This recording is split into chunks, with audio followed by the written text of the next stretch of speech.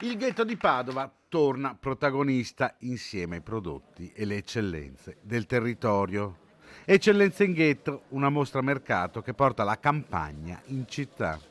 Allora, è importante sia che l'agricoltura sbarchi in città, sia che la città venga in campagna.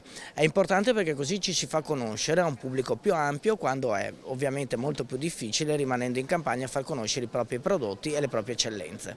Tra le strette vie del ghetto, come in un borgo di carducciana memoria, erano presenti 30 aziende agricole del territorio padovano che hanno esposto le loro primizie.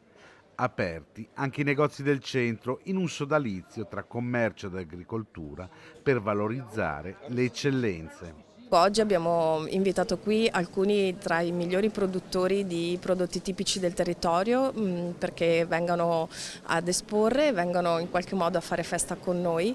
Una prima edizione che ha fatto registrare numeri importanti di presenze, testimonianza del fatto che Padova si dimostra ancora una volta attrattiva per i turisti. Sono delle realtà che si sono messe insieme e che noi come Comune stiamo stimolando per generare iniziative che attirino turisti, che attirino visitatori, attirino cittadini, e nel fare questo hanno deciso di allearsi con le eccellenze dei nostri prodotti agricoli. Mi sembra un bellissimo connubio per rendere questo luogo interessante questa domenica, ma anche nelle tante altre iniziative che sicuramente questi protagonisti continueranno a realizzare.